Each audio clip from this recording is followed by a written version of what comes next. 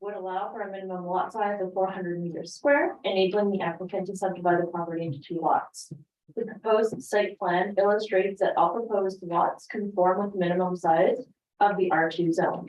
Please note that the existing residents don't require setbacks for the current zone and for the proposed zone. So the interior lot line setback is 1.5 meters and the proposed is 1.5 meters. The existing residence is 1.7 meters.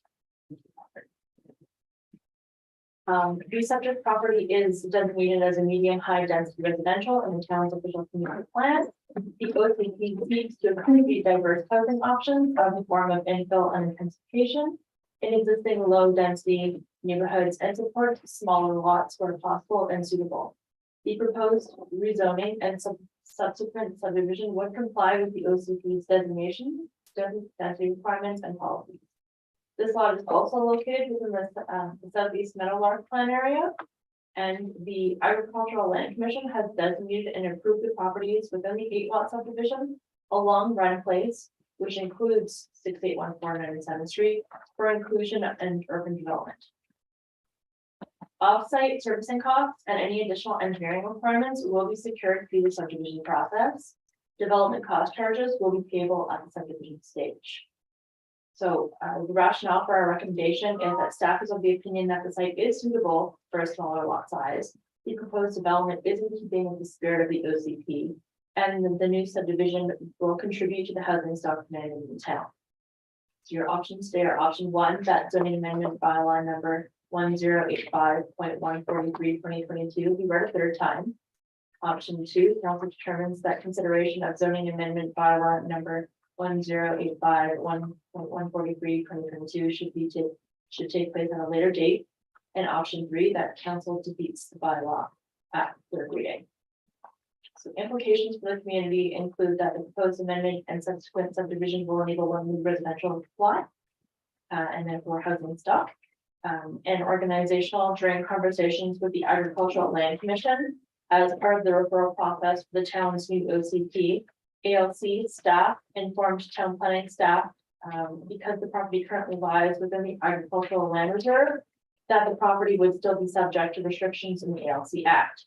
However, ALC staff have noted that the application to the ALC property would be released from the ALR and subdivision can then be completed.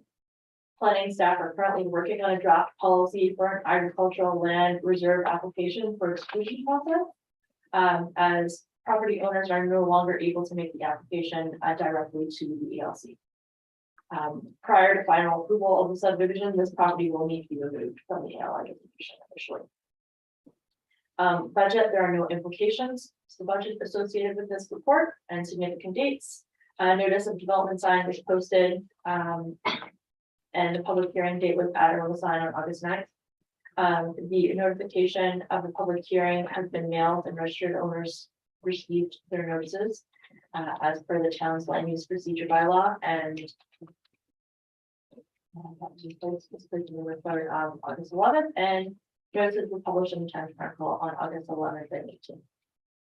The proposed amendment is consistent with the town's approach to sustainability as the area is currently serviced. The Osoyoos Fire Department and operational services were also consulted as part of this process and will continue to be so during the subdivision and building permit processes. Adequate services have been confirmed with the proposed law. Thank you very much, Ms. Cruz. Did you have a question? I should. Go ahead. Yeah, thank you, Benjamin. Just a question, is it normal if this got passed first before it goes to the ALR, or does it normally go to the ALR first? And then it could come back to us? Okay, so basically the Agricultural Land Commission has advised that these lands can be removed from the ALR. So we will be following up after the rezoning public hearing with that recommendation to the ALC. Just also so council's aware, at your next meeting in September, we're going to bring forward a policy to follow for ALR applications because it's recently been changed, the process at the province, and that the town now has to make application directly to the commission rather than individual property owners making application to the commission.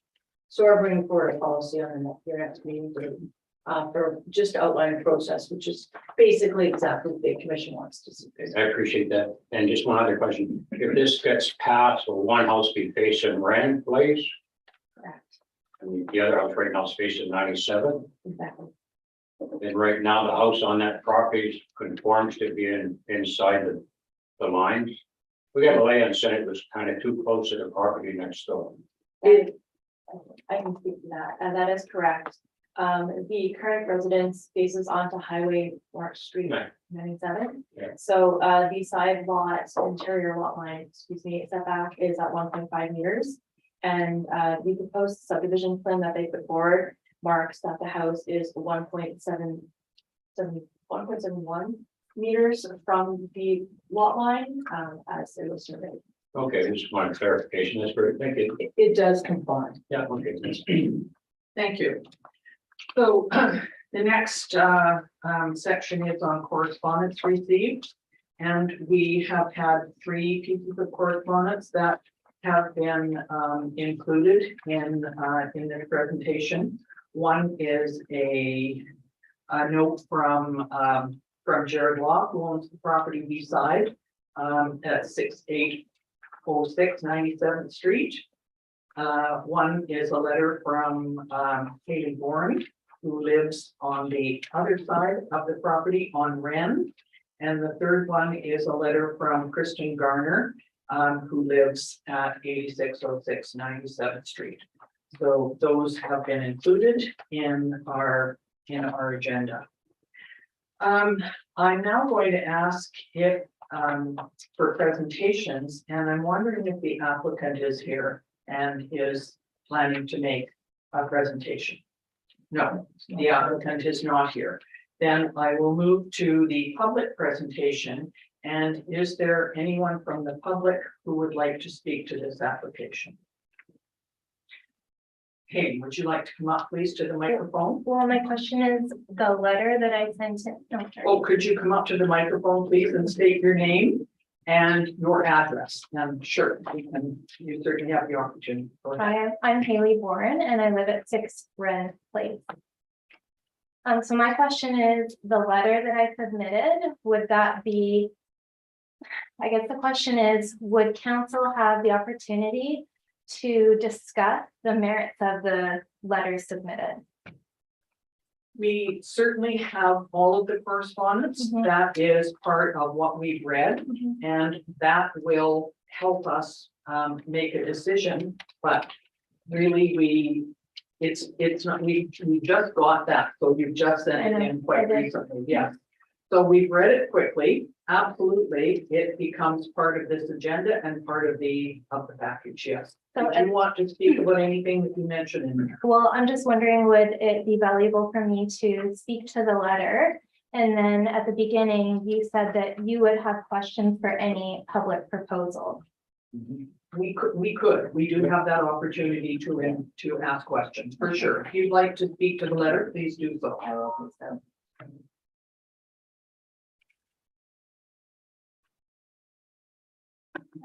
I'm just gonna read from the letter.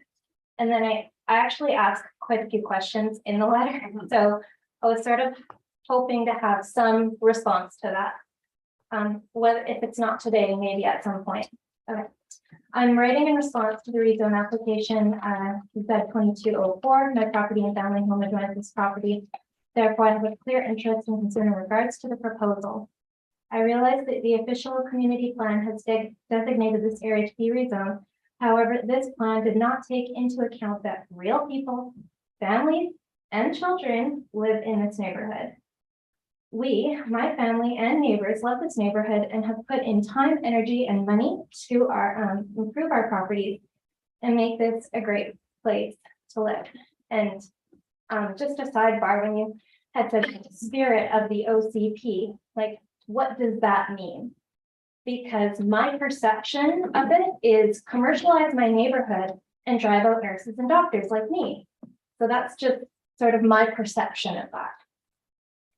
I'm not opposed to my new neighbors improving upon their property and even perhaps rezoning it. However, the town of Osoyoos and Planning and Development Services needs to be thoughtful about densification within an established family neighborhood. How will densifying this area improve the quality of life of the people living here? How will there be safe space provided for pedestrians? How will the increasing amount of people commute within the neighborhood and across the highway safely? How will the increasing amount of vehicular traffic be managed? Will new buildings obstruct the views of existing homes? My experience having lived here since the Meadowlark development was built is that none of these issues were addressed. Specifically, I'm concerned about how my children are going to walk to school safely and how building more short-term or long-term rentals will affect the value of mine and my neighbors' homes and our quality of life living in the area. Small things can help this process. Building sidewalks where the road is too narrow to walk, collaborating with BC Highways to ensure crosswalks across the highway, building a sidewalk and curb where people can safely collect their mail, creating a building bylaw limiting building height so as to preserve the value of existing property, creating a bylaw to limit the amount of short-term rentals in one home, and managing traffic in a busy intersection with three-way stop signs and a no-through road sign. The people making decisions which impact and create this community need to be cognizant of what they are creating and who they need to attract to live in Osoyoos. As a nurse in critical care, I work with residents, medical students, and locum physicians daily. Recently, I asked a physician if they would be interested in living in Osoyoos. Without hesitation, they said no. Osoyoos is not a good place to raise children. I also asked another young physician who was going to be picking up a family practice in the Okanagan, but they said they were choosing Summerland because it is more of a family community. You should ask yourselves, why is this? Lack of family housing, amenities for children and families, and childcare are just some of these. How can my children get to school safely is a big one for me. I believe that these factors must be addressed and communicated to the people living in Wren before any densification occurs. Now, I am not proposed to rezoning, but I think that council just needs to be very, very thoughtful about ripping down a neighborhood that's already there with people and families in it. Like, I love my house. I love living there. I don't want to leave. I don't want to rip it down and put up townhouses. And like, the quality of my life is very important. And you say, don't get emotional, but it's hard when it's your home, right? And having worked the last 2 years, sometimes 6 days a week, working, teaching, working in ICU, taking care of COVID patients, and then having to come home and deal with buildings going up all around me, it is emotional. It's very emotional. So my question is, like, how is the town, the council, people making the decisions, and the planning department going to ensure that putting up more buildings in this neighborhood is going to be done thoughtfully, and that my kids have somewhere to walk, or I have a place to walk to get to the mailbox? Because right now it's not safe as it is, because the traffic is actually pretty extraordinary through there because of the attachment to Meadowlark. Thank you very much. I certainly know that we take these public hearings seriously. We, our planning directors, look at all of the issues and try and give us the information that we need. And we depend on them and the Agricultural Land Commission and Department of the Minister of Highways. All of those people, plus our fire department, plus our building inspectors and all that, they all have a look at this, and it's done. I would tell you that it's done very carefully. It doesn't always suit what people want. We get that, but it is done properly and it's done carefully, and that's why we have 3 readings before we ever pass it. We make sure that everything is in place.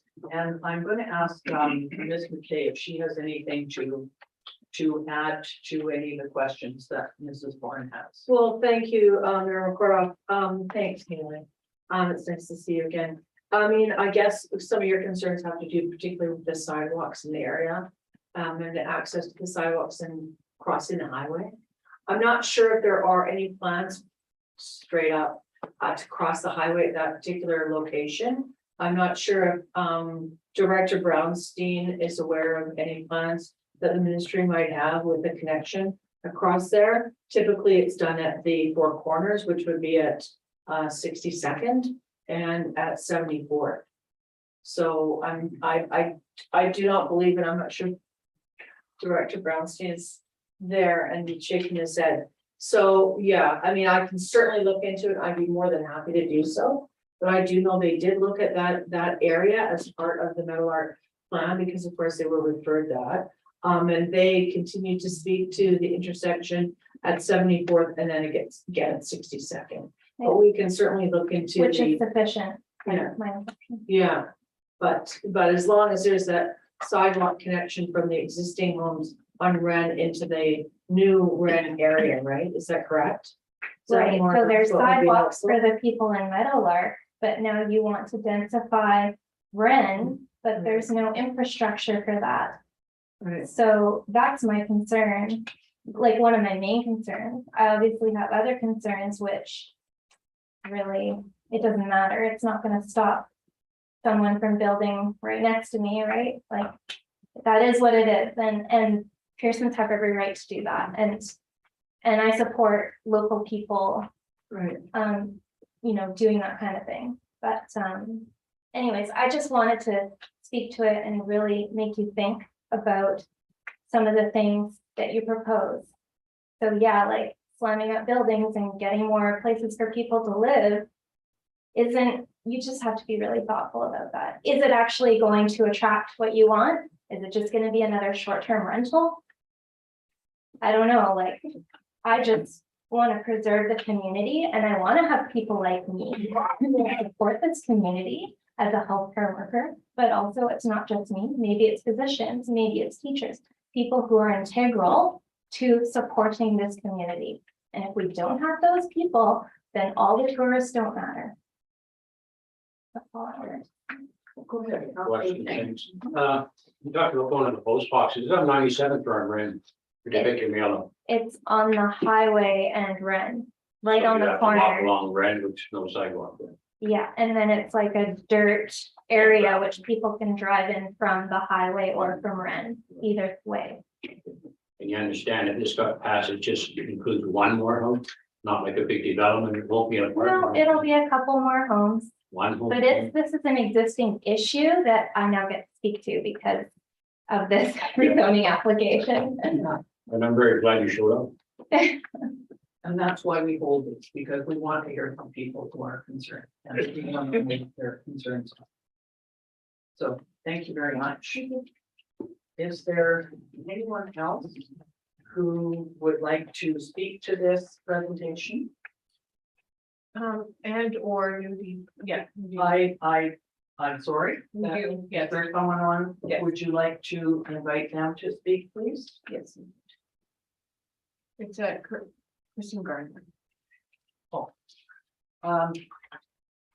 She's the lady that sent the letter. Yes. Kristen Garner, are you online and would you like to speak Yeah, to the? I think I am. If you can hear me, I am. Go ahead, So- we're listening. Yep. So my name is Kristen Garner and I live at 6806 97th Street with my partner, Jared Law. We've been at this house approximately 12 years, I think going on almost 13. I have similar concerns with Mrs. Bourne regarding infrastructure and traffic, as well as short-term rental policy or lack thereof within the town. Currently, I have several short-term rentals surrounding me. I've spoken with Ms. McKay quite frequently regarding this. And my concern is that property, the proposed lot would be turned into short-term rental, as well as we have another application. I believe the owner of the house at 12 Wren Place has taken it down, but he also has an application that has, again, either been in and taken out, that is proposing the same kind of idea to build another home on his property, which would then again increase the capacity for that traffic and short-term rentals. My concern with the traffic is that there's no actual monitoring of it. Haley is aware with these short-term rentals, we could have 18 cars parked on a lot or 2. My concern is that that will just keep increasing, decreasing safety for our kids, decreasing privacy, and a host of other issues that come with that. So yeah, I just wanted to reiterate that from my letter, that my main concerns would be the infrastructure and the lack of policy surrounding short-term rentals and what these proposed houses will actually look like once they're built and who will be living there. And Thank you very much. We Yeah. are certainly taking notes and we do appreciate you calling in. Is there anything you need to add to that? No, we're good. Is there, I'm going to see if there's anyone else who wishes to speak on this particular issue. Anybody on the council that has any questions? No. So I'm going to ask for 3 times. I'm going to ask the public for the first time if there's anyone who wishes to speak to the application. I'm going to ask for the second time if there's anyone who wishes to speak to the application. And I'm going to ask for the third time if there's anyone who wishes to speak to the application. Thank you. Hearing none, I would like a motion, please, to close the public hearing. Councilor King, Councilor Rhodes, all in favor. Thank you very much, everyone. And we will now go on to the zoning amendment bylaw. Number 1085. Consideration of third reading. Council, what is your wish on this?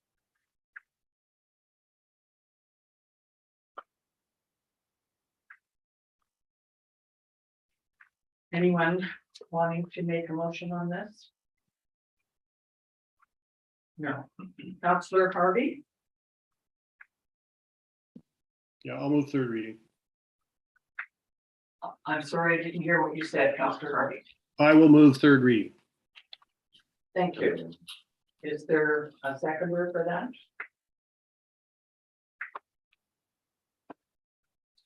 No, there is no seconder, therefore that we don't deal with this at this time. Thank you very much. We are going to move on to the development variant permits, and permit number 22-01, and that would be Ms. Curtis. Thank you, Mayor Laporta. This report pertains to property located at 6706 Ponderosa Drive. It is the recommendation of the department that council authorizes the issuance of development permit number 2201. Development variance permit number 2201. So on August 9th, 2022, during the regular council meeting, council accepted a development variance permit application number 2201. And directed staff to proceed with the notification process and advising neighbors of the subject property council's intentions to consider issuance of the development variance permit 2201 during August 23rd, today's council meeting. The purpose of this report is to request that council provide a decision with respect to issuance of the development variance permit. The variance, if approved, would allow for a reduction to the front lot line setback from 6 meters to 3 meters. So the owner, Mr. Karani, is the president of the Sandy Beach Suites, and its applicant Norman Goodard submitted the application for him. The civic address is 6706 Ponderosa Drive, and the legal description is lot 16, district lot 40, SDYD, plan 3299, except plan 14503. The OCP's designation for the property is tourist commercial, and its zoning is C4 tourist commercial. So the proposed variance as stated is to vary the following section of the zoning bylaw, section 817(2)(1). The front lot line setback. As noted, the zoning bylaw, section 817(2)(1) states that the minimum front lot line setback shall be 6 meters. The property owner is requesting the variance to setback in order to allow for construction of a new ground level building containing 6 hotel suites and a lobby welcome area. The site plan illustrated below in the report states that there's 4 existing buildings currently encroaching on the side yard as shown. buildings A, B, C, and D. Note that buildings A, B, and C will be demolished, and this area will become a new green space. I believe. It is recognized that the variance requested under this application, if approved, will not bring building D into compliance. However, the proposed extension to building D does not result in an increase to the encroachment.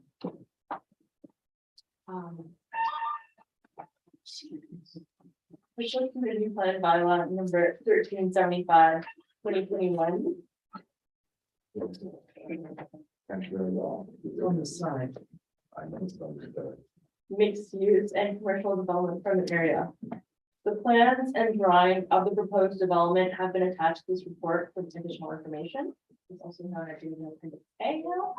Should council approve the development variance permit, the applicant will require to apply for a mixed use and commercial development permit. The zoning bylaw requires a minimum setback of 6 meters, and the requested, of course, is 3 meters. And we have moved forward with the policy PLA 005, and council will call it for considering development permits. And development variance permits, excuse me.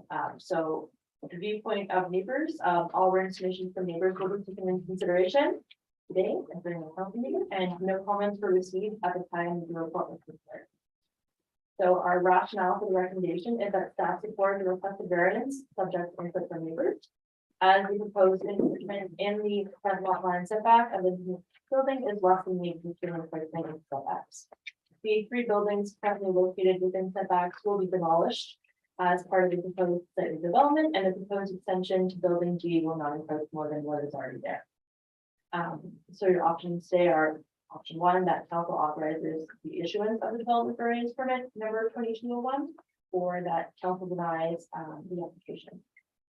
So, community, in accordance with the community council policy on considering development variance permits, the council shall provide an opportunity for members of the public to submit written comments with respect to the variance proposal. Notices were mailed and hand delivered to all properties within 60 meters of the subject property. Organizational additional tasks would include monitoring the development permit and building permit processes to ensure the compliance with the variance and that development variance permits do not lapse. There are no implications to the budget associated with this application. And the significant dates is that council first reviewed this on August 9th, at which time they resolved to accept the application and authorize the notification process. And the following issuance of the development variance permit, the applicant will have 2 years to substantially commence the project. And sustainability, the proposed location of the new ground level building is located outside the 3-meter riparian area and will not have any adverse impacts on the natural environment. The fire department will be consulted following the council's acceptance of the application, and further consultation will take place as part of the development permit and building permit. Thank you, Ms. Curtis. When I can remember this motel, it's one of the first ones that was built along there on Ponderosa. And you know, the buildings that are being taken down are so cute, aren't they? They've been there for a long time, and I totally, I'm sorry to see that they've decided to, I totally understand why they're doing it, but I always liked those, and I thought people who stayed there really liked them too. That place has been there for a long, long time. Anyway, council, what is your wish? Councilor 1A, development variance permit application 22-1 be accepted. Councilor Rhodes is seconding that. Are there any questions, concerns? Okay, I'll call the question. I'm sorry. Is there any members of the? Oh, I apologize that wasn't involved in here. Is there anyone, any member of the public who would like to speak to this before we have a vote? No, okay. I wasn't sure. All right, then we will, I will call the question. It's been moved and seconded that we go with 1A. All in favor? findings. Thank you very much, everyone. Yeah. Yes, I just wanted to mention that the architect is in the audience today, and I'm pretty sure that he can assure us that the new buildings will also be cute. Yeah.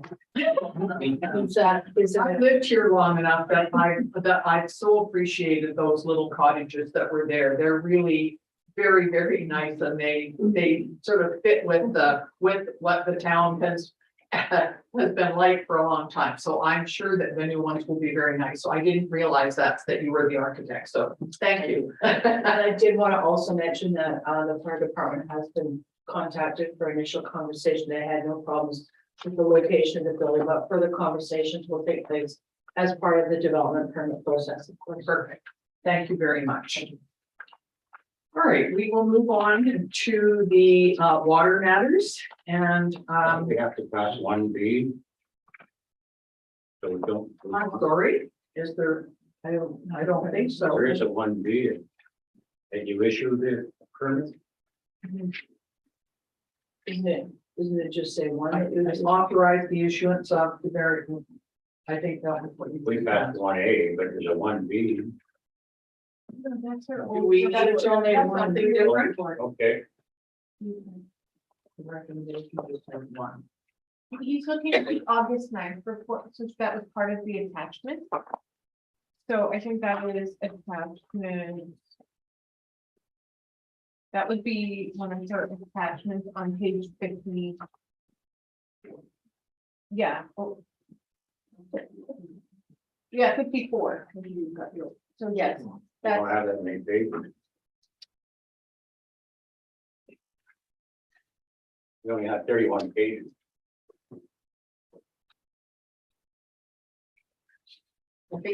I think we're okay. Yeah, both things, both reports were there, the one from August the 9th and the one from today.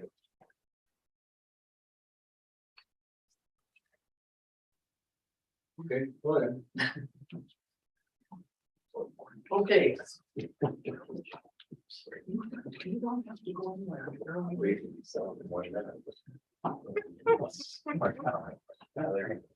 All right, we're going to go on to the water district's 8 and 9 financial accounts. And to report on expenditures from accounts payable for water counselors and council to receive.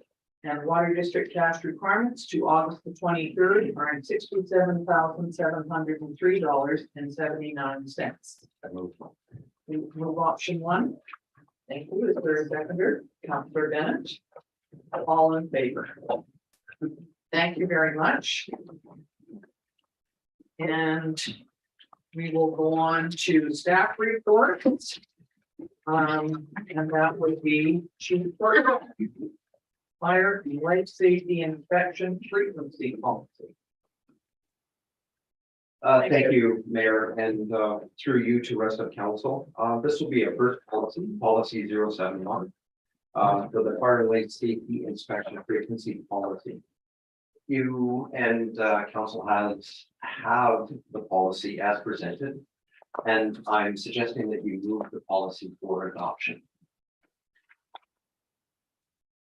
Can you explain to us why, if this is the first time we've had this, why is this coming forward and was this something that you thought was necessary? According to the community charter and the Fire Services Act, it's the Fire Services Act more keenly tuned, is that it is a requirement that council identify what is acceptable for fire life safety inspections for public buildings in the municipality. Go ahead. Yeah, definitely. I think it's a great policy coming forward. We've never had something like this before. So my understanding, if you did an inspection of new development, then you just never go back in the past? No, it's been an ongoing, I don't like looking in the rearview, I like looking in the front windshield. So what this does is it sets the goalpost for moving forward. And all of the identified public buildings within the town of Osoyoos now will have this frequency. And this is just the minimum. So if there are deficiencies where we have to go back a couple of times to work collaboratively with those owners to make sure that they meet DC fire code compliance, this will give us kind of the the goalpost. Historically, I can't speak for that because I wasn't here, but this is something that is mandated by the Fire Services Act. Thank you. Councillor Dennis. Thank you, Madam Mayor. I'll second. I think I agree with council. Okay, King, that this is an excellent. Excellent document. Councillor Rhodes, you just heard from a seconder. Did you have a question? No, we're gonna vote to Oh, recommend it all. all right. Realize what's been done already. So it's been moved and seconded that the fire and life safety inspection frequency policy be adopted. Okay? No, just vote in favor. No, hang on, I'll just wait till I check and see if anybody needs to comment first. Okay, all in favor? Thank you. That was unanimous. Thank you. And now we have Chief Courtmeyer, Fire and Rescue Response for out of area.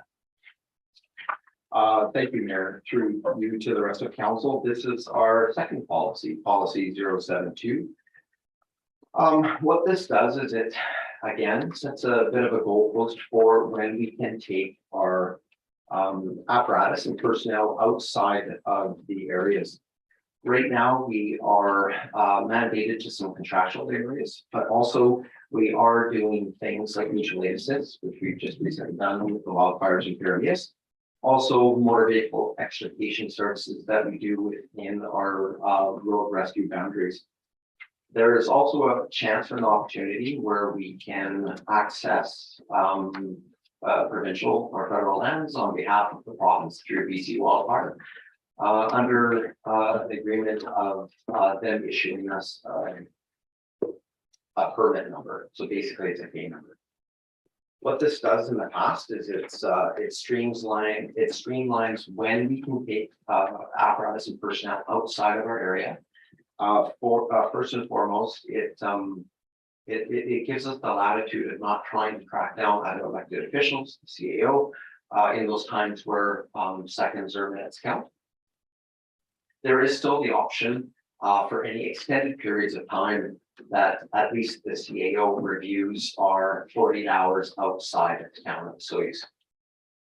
Right now, we, in the past, during last year's wildfire, it was tracking down the chief administrative officer just to make sure that those units are acceptable to be outgoing out of our response area. And then following up with elected officials too as well. It sets the goalpost, and in this policy, it clarifies roles and responsibilities for not only for me and my chief officers when we can take personnel and apparatus. So the last bullet point on the policy. Sorry, not the last. That the first bullet point. Sorry, I must have moved it from the last to first. That really our finite focus 100% is in the protection for the taxpayers and its residents. So if there's ever an opportunity for something to go out of area, we are making sure that we have the personnel that is available to respond within town for town emergencies prior to anything leaving as it is right now. Any further questions? Go ahead, Councillor Bennett. Thank you, Mayor Ricardo. There used to be a problem when the fire truck left the vicinity, right? I remember back there was a fire just right on the edge of town. And they went there and they actually, when they had them broke that boundary. And there's a lot of, I think it was BC, whatever, where they're not allowed to do that. And they got a lot of trouble for it. So does this kind of give you, so when you take the fire truck and you go outside there, like your BC, somebody gets hurt, I forget what that word is, BC. So under the road rescue, the program requires us to have what we used to know as, what we still do is a PEP pass number, but it's an EMVC number. And that number is given to us before we actually can roll outside of our boundaries. The same goes for the BC Wildfire Service, where they would provide us, I hate to use it because they'll probably change it tomorrow, but it's a K number. So that K number gives us the authorization to action that fire to stop or to eliminate that spread into our community. Usually it stems from a motor vehicle incident where the vehicle catches on fire And we get called to not only deal with the wildfire threat, over the last couple of years, since around 2015, you see a lot more of the issuances of the K number, just simply because it's been busy wildfire seasons back to back to back to the province. Without those K numbers or without the BC EMBC numbers, we do not leave our boundaries. This is also the reason for the policy, so that if somebody does leave the boundary in absence of either the EMBC number or the K number from BC wildfire, that allows us to kind of maybe do some adjustments for how we are responding, but it lays the groundwork of what we're allowed to do and what we're not allowed to do, and it definitely clears and defines what our focus is if we're leaving the community with a piece of apparatus and or personnel. Right now, we're leaving the community generally with our engine 193, which is our reserve engine, which does not affect things like our pumping rates and anything that fire underwriters would consider maybe a greater threat for the town of Osoyoos. So municipal insurance would wouldn't be aware of this and feel that's adequate for through our commercial insurance policy on liability standpoint. So we did inquire about this in 2020, so our liability coverage does not have any geographical restrictions, and that came straight from the IABC. Okay, thank you. And with the K number and the BC and BC number, or the PEPTAS numbers, when they issue those numbers to us, they are bringing us into their fold for WorkSafe BC. So if someone were to get injured, that our firefighters are covered under WorkSafe still. And then mutual aid, we have a mutual aid agreement with the member municipalities to ensure the same. The problem lies in is if we're doing something outside of this policy and or the agreements that we have with BC Wildfire, BC EMBC, and then there can be issues. So really what this does is it allows us to set that defining goalpost. So if somebody does leave without following this policy, that we can make sure it doesn't happen. Because we're BC, that's one. Perfect, thank you. Go ahead, Councilor Rose. Thank you, Madam Chair. I'll move the staff recommended option that this be adopted. I'll second. Thank you. Just before I call the vote, can I just ask the out of area response, are you just referring to the regional district? Or would it go outside the regional district area on occasion? If we went outside of the regional district, that would be probably under the auspices of a wildfire threat to another community, which would push it past the 20 or the 48 hours as in the policy. And then that's when we would be in dialogue with the chief administrative officer. The province doesn't want member municipalities under a provincial state of local emergency to only go in for 1 day or two. They want you to be deployed for upwards of about 10 days. So if we were going to be sending somewhere outside of our mutual aid agreements, that it would be in direct conversation with the CEO to make sure that we have approval before leaving. Thank you. I just recall at the regional district board table, this was discussed last year and we agreed on a temporary out of area for all of us. And this is just sort of solidifying that for our area. And my assumption is that this will be sent to the regional district and to the other communities around here so that they know that this is part of our policy. No, probably not at this time. We have entered into a mutual aid agreement with the RDOSs, but this is more of an internal policy to guide the way that we're doing our business. Thank you very much. So we've had it moved and seconded that this policy be adopted. All in favor? Thank you, everyone. Thank you. Thank you. And next we have the road banner placement requirements and changes. Mr. McDowell. Thank you, Your Worship and Council. As a result of an educational seminar put on by the Ministry of Transportation and Infrastructure, it was brought to the attention of the Public Works Department that they hang a fabric banner across a provincial highway and must be permitted. In order to fulfill the requirements of the permitting process, administration hired writing engineering to complete an assessment on current structure and provide a report, including recommendations prior to application. The assessment has now been completed and the current support structure is deficient in several areas and does require some improvements and repairs prior to permit submittal. Administration also has concerns over liability and risk associated with the placement of a banner over a provincial highway. Options in discussion. Option A. Install banner on existing street lamp standards, which will provide a larger area of advertisement for the community and nonprofit organizations in a safer manner without making the application to the ministry. Current cost per banner would range from $250 to $350 and would be at the expense of nonprofit commercial organizations. Option B. Implement findings in overhead banner support review completed by writing engineering and continue with current banner system application and policy location of banner Highway 3 at 85th Street. Current costs of the new banner ranges from $1,000 to $2,000.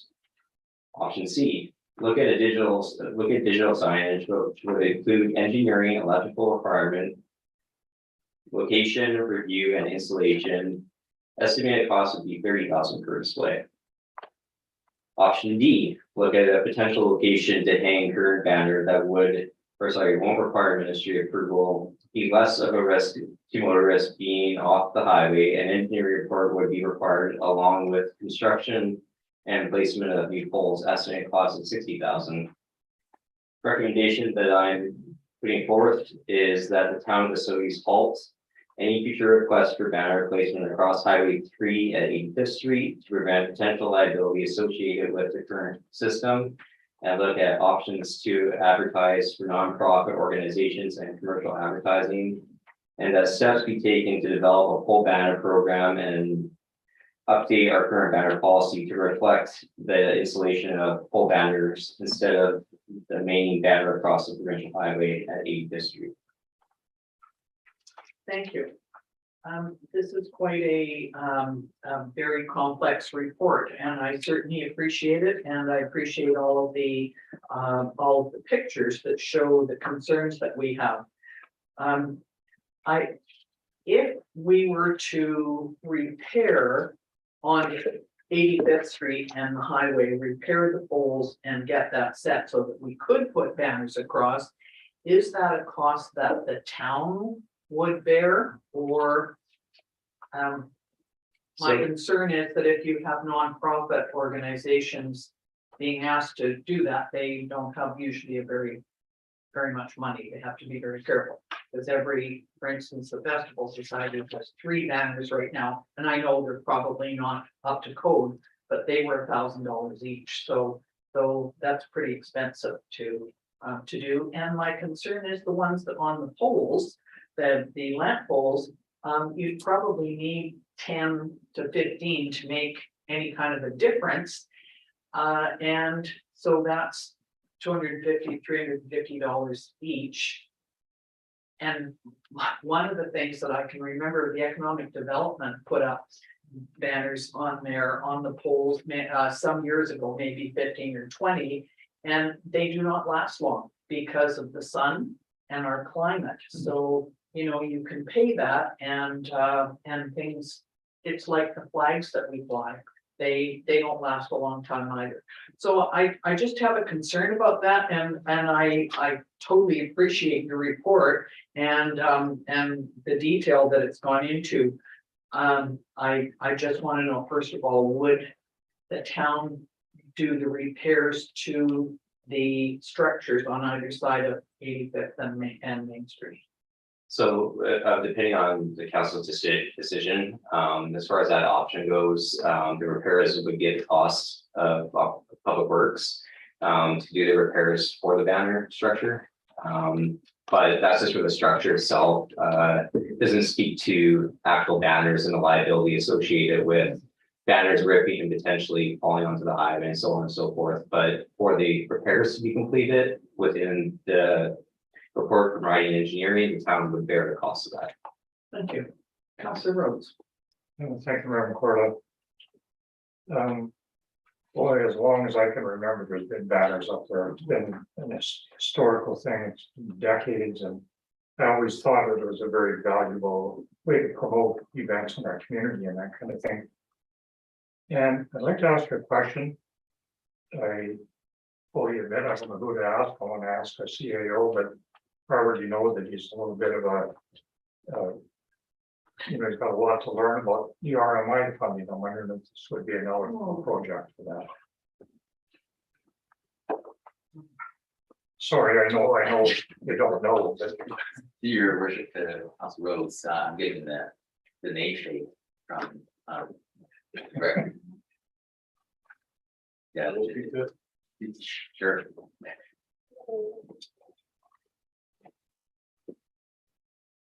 Afternoon, I guess. Thank you. Your worship, to Councilor Rhodes, no, the RMI funding does not support the O&M costs associated with those pole banners. That is a maintenance requirement of the town. RMI funding is more geared for capital improvements. So if you're to relocate the banner structure or provide new banner structure, then RMI might be able to utilize medical funding. But the existing location, no, we've had to pay for that out of our O&M costs. so that's kind of where my questioning was heading in that direction. Maybe that's an opportunity that we should look at before we move forward with any decision making. So you're talking to like re the existing sites to make it 100%, is that kind of where you're moving to? Well, I think it's a way of promoting our community. My gut is telling me that it would be an eligible project, so maybe we should explore some of those options.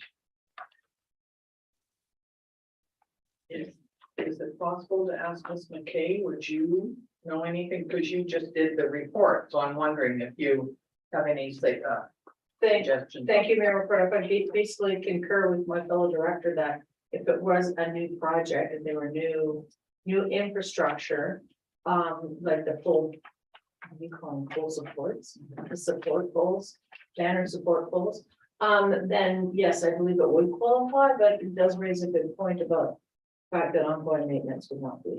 I get it. Yeah. Go ahead, we'll all get a turn. Yeah, I kind of like to just, I don't know if table's the right word, the staff to come back with the costs of upgrading the post and everything the engineer recommended before we make our final decision.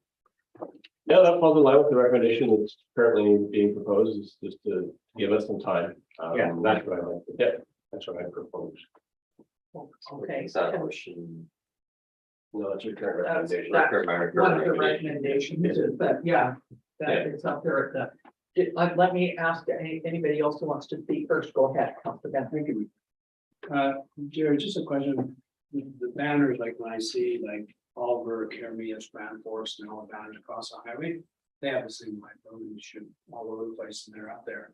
And when I talked before about putting banners on Lake Shore through Destination Osoyoos, one of the answers back was most of those poles. When I went by, a lot of the ones that were banners were busted off. They're not even on there. Now it's going to be a huge cost. So I guess the question would be, how much of a cost is in that compared to putting poles back across the highway for liability through the MIDC cover?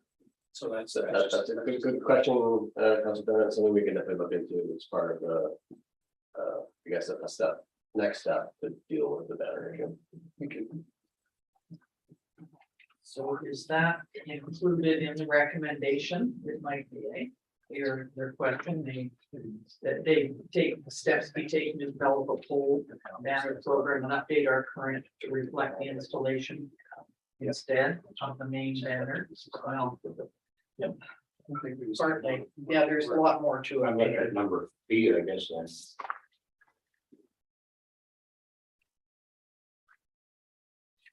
Which is the,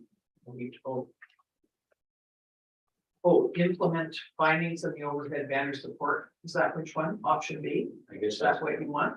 Yeah, are those, so are we?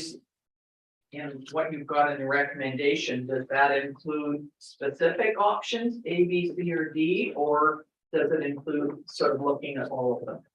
If you don't mind, your worship, you guys can recommend whatever option you want, whether that be A, B, C, D, or F. If it's not an option within the staff report, if council wants us to come back with further information, that's a recommendation that can be put on the table right now. And just a recommendation item, if you come back with costs. People will make a decision on what we're doing. Are you getting that, Councillor Rhodes?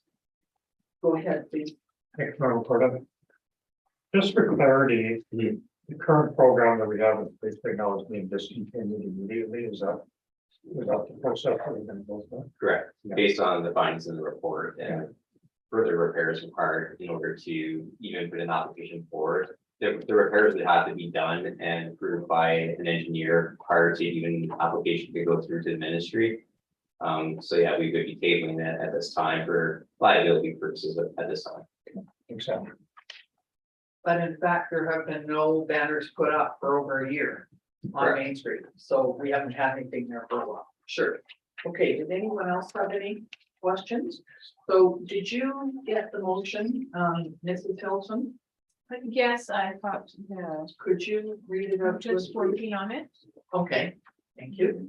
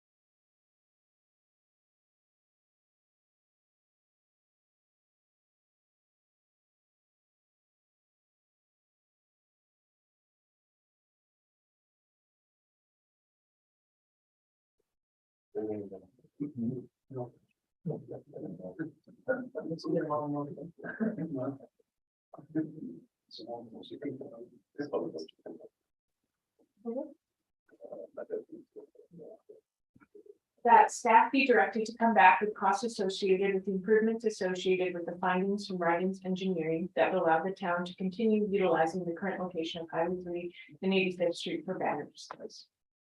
Okay. Works for me.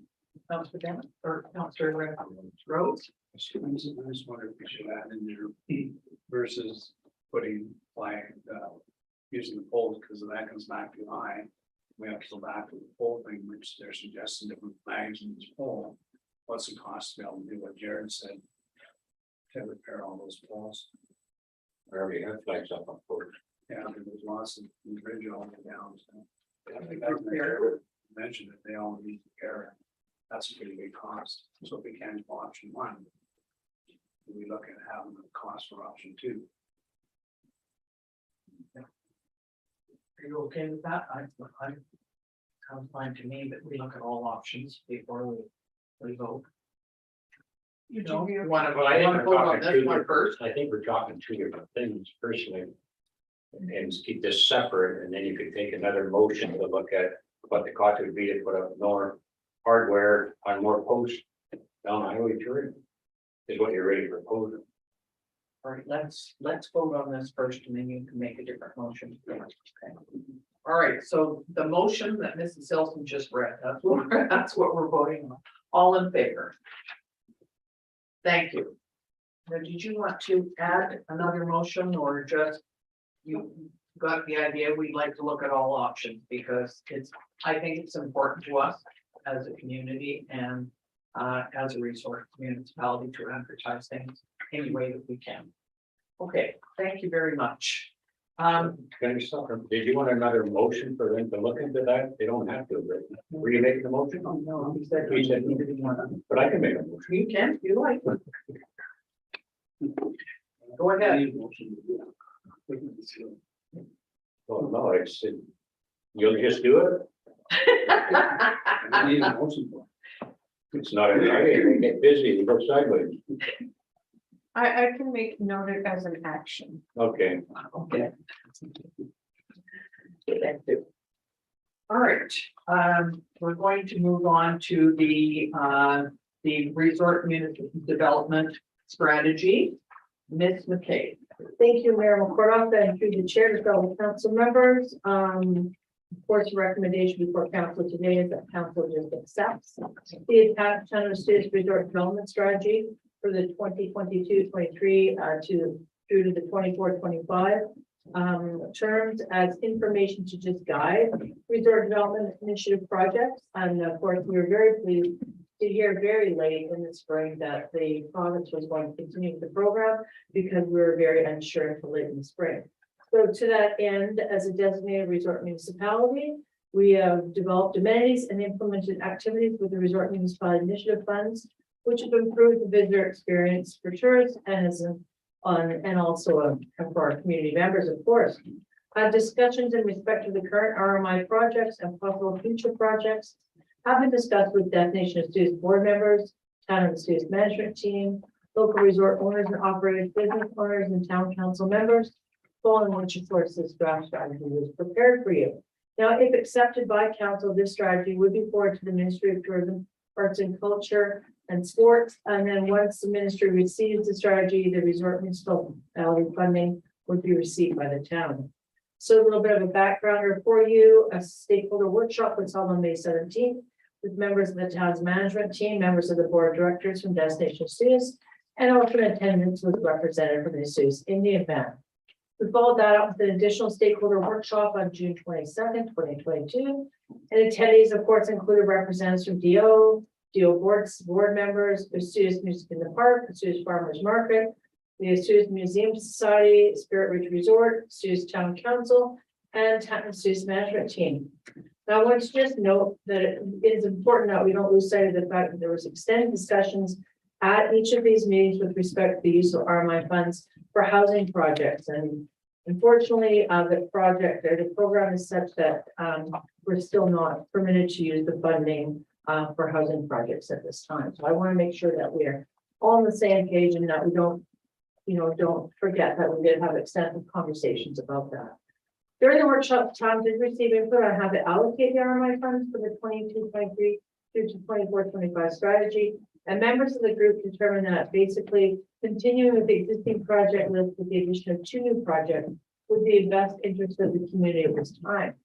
One of the new projects, which is the accessible fishing pier, was originally discussed at the town's accessibility and age-friendly advisory committee meeting. And the second new project, which is the extension of a project of a public walkway or emergency egress from 45th Street to Ankeny Resort through to Cottonwood Drive, was also identified as a crucial need during the wildfires of last year.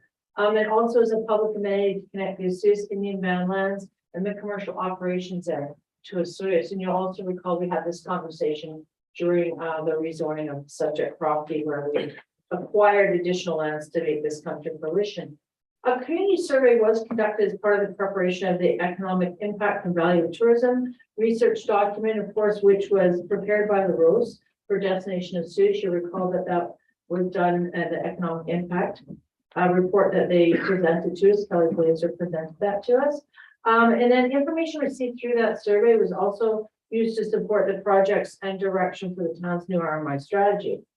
Information obtained through this strategy was also discussed at both stakeholder meetings and at the workshop on June 22nd. We also determined that reviewing these projects was relevant and was discussed in that survey that was prepared by the Rose.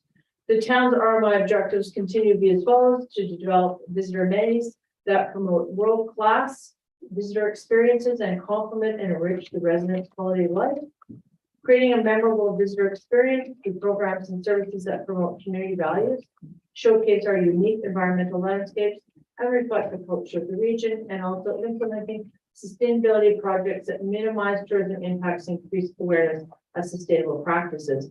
Those can be things, of course, like multimodal trail systems, which encourage walking or cycling as opposed to driving a car. The options before council today are: number one, that council accepts the Town of Osoyoos Resort Development Strategy as information to guide resort municipality initiatives projects, and or option two, that council requests additional information before proceeding further. And I can speak to the ramifications of option two if you wish. Implications with respect to the community, improved infrastructure and programs, aid in making the community inclusive, safe, and memorable place to live and visit. Organizational staff will be required to submit the resolution of council to the province. There is no impact to the budget associated with this report before council. Significant dates, well, there are none at this time. However, the province has advised us that we'd like more detailed information to them as quickly as possible on how we're going to spend some of the funds that we have been carrying forward. Sustainability, of course, the vibrant community aids in the town's economic sustainability, and others consulted as previously discussed with the CIS, Indian Band, town management team, staff members, and Destination Studios board members. And thank you very much, Mayor McCoy. Thank you. Ms. McKay, can I just ask one question? Sure. Have, yesterday, I believe you had a meeting with staff, town administrative staff, Yes. and I'm just wondering, have they looked at it, and has there been any updates or Right. anything to this before it comes to us, if you were given this before you had the meeting? And I'm Right. just wondering. Well, thank you, Mayor McCoy. So the conversation we had yesterday with the town management team was on specifically the funds that we carry forward. So we have a significant budget, for example, in the waterfront enhancement area, and we've made a decision that our recommendation to the province is that we use those funds for the demolition of the existing structure down at Gyro Park and replace that with some outdoor furniture, replace it back to green space, include some outdoor furniture and site remediation. So that isn't aligned with your previously approved Gyro Park plan. I know in that park plan, it does identify that area as volleyball sites. So we would make sure that we place the furniture in such a way that the green space could still be utilized for other play space, so to speak. So it wouldn't take away from that opportunity. Okay, thank you. Councillor Bennett, I was option one. you're seconding that? Are there any other concerns about this? We're okay with this? I would, CEO Risling and I will be meeting with RMI, all the other communities in a couple of weeks at UBCM. So I appreciate the fact that we have this, and I think we need to make sure we take copies of it just so that we understand where we're at. Thank you very much. So it's been moved and somebody seconded that. Councillor Rhodes seconded it. Any other concerns? All in favor? That's carried. Thank you very much. Okay. Next is the general net payroll of Sunbowl Reed financial accounts. And as of August the 23rd, 2022, general cash requirements, the amount of $772,744.10. Sunbowl cash requirements of $19,061.48, and net payroll accounts of $123,365.50. So options are to receive this as reference or to request additional information. Councillor Rhodes. Number one. Councillor Bennett seconding that. All in favor? Thank you. And we will now go on to the report of the Chief Administrative Officer. Thank you, Your Worship and Council. Just a couple of the highlights here over the last couple of weeks. I've been able to continue on my orientation. There's a lot to learn. There's a lot going on. But definitely appreciate the time staff has spent with me. We've had several meetings on various things, and we've got some really good people here, and just hearing the fire chief today, really trying to move forward and bring us to compliance and better processes, procedures. So I'm really encouraged by what I'm seeing. I've also been able to introduce myself to various people. So I've talked to the National Union of TV Presidents, I've spoke to Mr. Rob of the Osoyoos Golf Club. Been able to again attend some of the festivities within the community, farmers market. I attended this last week or the previous week, and again music in the park. It's a great session. I'm hoping to be there again this week. That's just a great thing, I think, for our visitors and our local folks. And also, I was able to attend the regional growth strategy meeting, it was around the 11th of the month, so been able to get out and meet people. I've also chatted with the town of Oliver CAO, so trying to branch out and meet some of the people within the region. I think it's important that how the relationships are built and that we can feed off one another, and wherever there's efficiency opportunities or learning opportunities that we're able to capitalize on, bring some of those good ideas and the efficiency to the community as a whole. There's some other quick things within the operations of the corporation that, like community services, I think they're they've had some great success over this summer compared to what's been going on with COVID the last couple of years. And had 8 weeks of day camps and 42 kids registered each week, and that's, I think, fabulous. And certainly,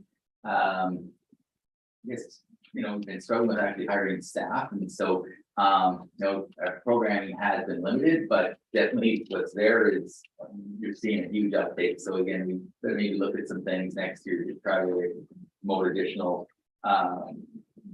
programs for our community and visitors next year.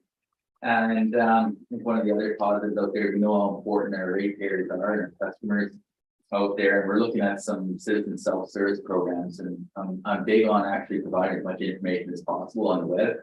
I've had a lot of success. So more information you can give out, it informs people, it reduces actually calls. And so there's been some work with Mr. Zackel on this, looking at some citizen self-help type things within our web. So hopefully within the next few months, maybe we'll be able to consider that in our budget deliberations for next year. And it's something I think that's critical for our future to become an efficient organization and transparent.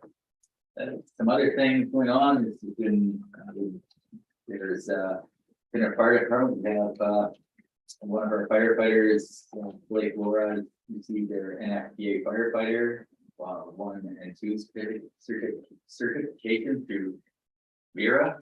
So I think that's an accomplishment I'd like to just recognize. And unfortunately, we have one of our firefighters leaving us, Bill Ellison, who's been here a couple of years, is off to Central America. So we wish them well and appreciate the service to the community over the last couple of years. And as far as business licenses, still on the positive side, we see more business coming to the community. Business licenses, we've had a couple over the last couple of weeks. That's design and construction, and one that everybody knows about is Kentucky Fried Chicken. So that's probably pretty soon. And other than that, I'm willing to answer hopefully any questions that you may have. Thank you very much. Any questions? Okay, so thank you, Mr. Ridley. Could I have a motion, please, to accept the CEO report? Councillor King, Councillor Rhodes, all in favor. Thank you. Council reports, Councillor Rhodes. Thank you, Mark. Nothing to. Thank you, Councillor King. Thank you, Madam Mayor. Actually quite excited, attended Accessibility and Age Friendly Committee about a week and a half ago. And it's their first time we met in person in 2 years. So it was very well attended and the discussion went on. I think it was 2 hours, was the longest meeting we ever had, which was kind of exciting. One of the updates, they did just purchase a trail rider. If you don't know what a trail rider is, it gives a person with a disability and 3 people to actually go up the mountains or up the trails that they would never be able to attend. So that's quite excited. They're just deciding whether they're going to put it at Source Center or where they could store it so people could pick it up. They're still working forward on Pioneer Walkway in the Scented Garden. It seems like the people that agreed to do it have been so busy, but it is slowly moving forward. It is again another thing that's very exciting. I guess one question come up, and I don't know if anybody in the room can answer. The walkway down at Splash Park that goes through under the bridge to the new washroom is still gravel. And the question was, is there a timeline to get it paved or cemented? I don't know if you might have the answer, or we could wait till our next meeting to find out from Director Davis. I think it's Director Brownston. Yeah, unfortunately, we don't have that response, but we can. Well, that's fine. We'll look at it on our next meeting. That's kind of a question. And I would presume then that washroom going up is accessibility. Yes. Thank you very much. That's all I have to report. Thank you, Councillor King. Councillor Dennis. Nothing before, here. Thank you, Councillor Harvey. Same, nothing to report. Okay, thank you. I was, a couple of things. I was at the regional district meeting on, August the 18th. There were actually, I think, 10 of us there in person out of 19. So that's the most that we've had in person for quite a while. Quite often, we've been doing it on WebEx or Zoom. There was quite an interesting report by Callian Emergency Management Solutions, and they had been hired to look at the atmospheric river that had occurred in November of 2021. And they did an AAR, which I noted was an after action review. And they looked at the complex response to flooding, evacuations, infrastructure damage. And they made some suggestions on how the RDOS could handle things a little bit better. As you know, last year there were the fires. There was around the regional district office in Penticton, which spread everywhere. There was also a breakdown in the communications. That the RDOS had to do it at the same time. Their servers and all of that had been hacked. So that was a big thing, and it was just, and we were still in COVID, so response. So it was pretty tricky. But I must say that, and it was pointed out at the meeting that this year the response to the fires, including the Caramias Creek fire, which is now at 7,000 hectares and still considered out of control, although the people who have been evacuated are allowed back in their homes. They just have to be on alert for a while till that fire gets put out. So the report is available on the RDOS website, and really it showed that there's been continuous improvement and education for the EOCs, the Emergency Operations Center. So it was, while it was noted the negative things that had happened over the past year, it showed that we're learning a lot from it, and there's some very positive things coming out of that. On Saturday, I was at the outside at the Friends of the Library, had a book sale. This was the third one that they've had this summer, and they made a total of $2,100 on those 3 book sales. That's pretty amazing. The books are still inside here, the ones that were left over, and they're going to come in, Friends of the Library, and clean them up and do all of that. So they'll make arrangements. So that's pretty amazing because they can buy things for our library when we do that. And the other thing I did on Saturday was go to the museum. The Osoyoos Lake Water Quality Society and the museum coordinated to put on they had the invasive mussel defense program come in, and a very interesting Sergeant Josh Lockwood, who used to have a dog before he kind of retired and then got hired back on again. And the dog would sniff the mussels. And there are 2 dogs in BC that still do that. Yes, he can sniff mussel on a boat because, as you know, the mussels are tiny, tiny, tiny. And the first thing they do, and they actually had a boat there, and they had the invasive mussel defense program people that they're a roving group that are based out of Penticton, and they showed us actually how to power wash and sanitize boats. And the first thing they do is take their hands and go down the side of the boat. If it feels a little bit like sandpaper, that's what gives them a clue that that boat has the tiny mussels on. Isn't that amazing? And they showed us on the top of this boat, there was what do you call it with an X? It's the screw that comes in, is it a Roberts? I don't know. But anyway, it has an X on the top. Phillips, okay, whatever. They said in the little kind of groove that's in there, when they were doing an inspection, not on this boat, they found a mussel, and it was almost unnoticeable. But it was there, and they hooked this thing up, and they had a wand And actually what they do when they are cleaning out a boat inside and out, they have hot water at 60 degrees Celsius. And they do it for 2 minutes and 10 seconds.